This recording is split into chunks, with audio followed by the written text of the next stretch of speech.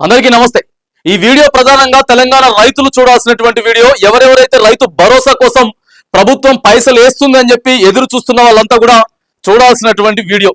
మరి కాంగ్రెస్ ప్రభుత్వం అధికారంలోకి వచ్చిన తర్వాత రైతు భరోసాని 15,000గా మారుస్తున్నాం। ఆ తర్వాత ఆర్థిక భారం ఎక్కువైపోతా ఉన్నది, సరిపోతలేదు, 12,000 రూపాయలు మాత్రమే ఇస్తాం అని చెప్పినటువంటి విషయం అందరికీ తెలుసు। ఇదంతా పాత ముచ్చటే, మళ్ళీ నువ్వు కూడా పాత విషయాలు పాత ముచ్చట్లు చెప్తున్నావు అని చెప్పేసి అనుకుంటారు।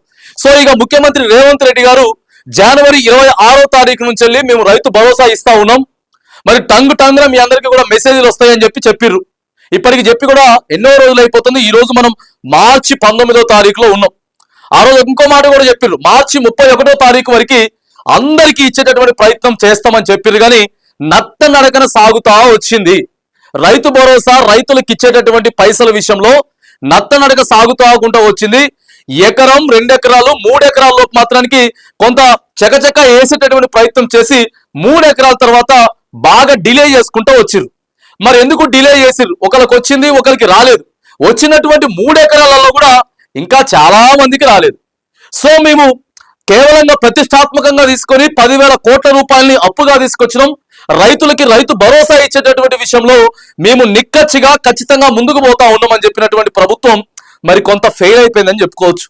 100కి 100% రైతులకి పైసలు ఇచ్చేటటువంటి విషయంలో, రైతుల్ని ఆదుకునేటటువంటి విషయంలో, రైతులకి పెట్టుబడి ఇచ్చేటటువంటి విషయంలో మాత్రానికి ప్రస్తుతం తెలంగాణ సర్కార్ ఫెయిల్ అయిపోయిందని చెప్పి క్లియర్ గా చెప్పుకోవచ్చు।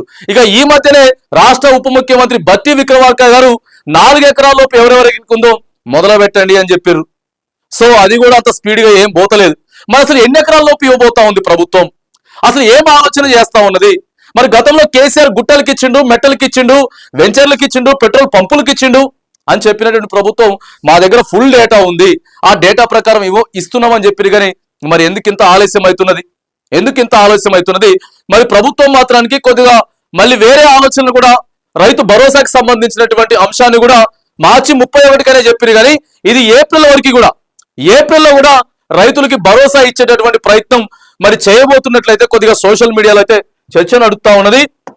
ఇప్పటికే ఆ నిన్నటి రోజున 3 నుంచి 4 ఎకరాల లోపు రైతులు ఎవరెవరైతే ఉన్నారో మరి వాళ్ళకి కొందరికైతే పడింది దాదాపుగా 3 నుంచి 4 లక్షల ఎకరాల లోపు ఉన్నటువంటి 3 నుంచి 4 ఎకరాల లోపు ఉన్నటువంటి రైతులు దాదాపుగా 9 లక్షల దాకా ఉన్నట్టు కూడా చెప్తా ఉన్నారు।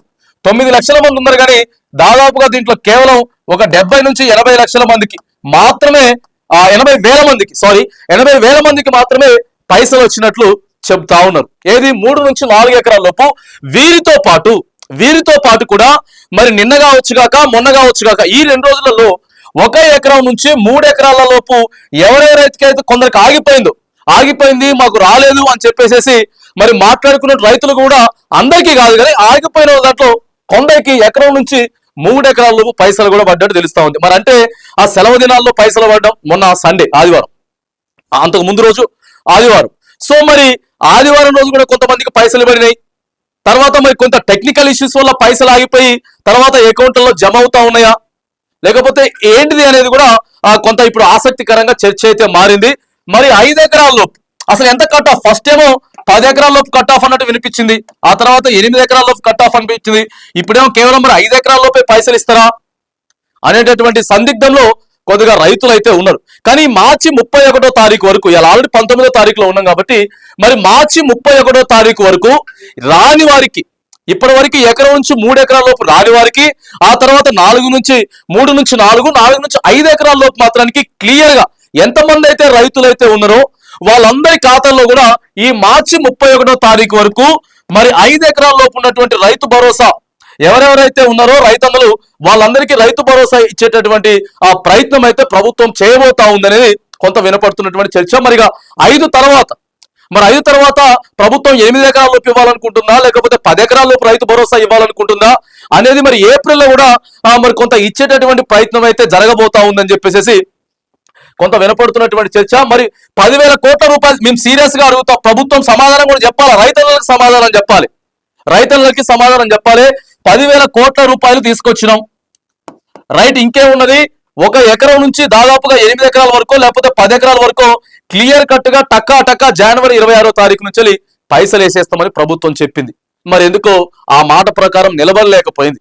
గత ప్రభుత్వంలో ఎప్పుడైతే రైతు బంధు ప్రారంభమైనటువంటి నుంచి ఏ సీజన్ నుంచి ప్రారంభమైందో ఆ సీజన్ నుంచి కూడా మనం చూసుకున్నట్లయితే కేవలం వారం నుంచి 10 రోజుల్లోపే వారం నుంచి 10 రోజుల్లోపే రైతు భరోసా పైసలు వేసింది తప్ప ఇంత డిలే అవ్వడం, ఇంత కన్ఫ్యూజ్ అవ్వడం, ఇట్లా సర్వే నెంబర్లు పోవడం, లేకపోతే ఒకరికి కొంతమందికి పడి కొంతమందికి పడకపోవడం, వాళ్ళు ఎకరం లోపు వేసినామనంటే ఎకరం లోపు అందరికి పడేటి, 2 ఎకరాల లోపు వేసినామంటే 2 ఎకరాల లోపు, అది కూడా ఇంతకుముందు గత ప్రభుత్వంలో ఎకరం లోపు ఉన్న వాళ్ళకి 1 రోజు, 2వ రోజు వెంటనే 2 ఎకరాల లోపు, 3వ రోజు వెంటనే 3 ఎకరాల లోపు, ఇట్లా మహా అయితే ఒక 10 రోజుల్లోపే పైసలు ఎక్కువ ఇస్తుండు కేసీఆర్ అని చెప్పింది కానీ ఎవరికి పైసలు రాలేదు అనేది మాత్రానికి అప్పట్లో వినపడలేదు.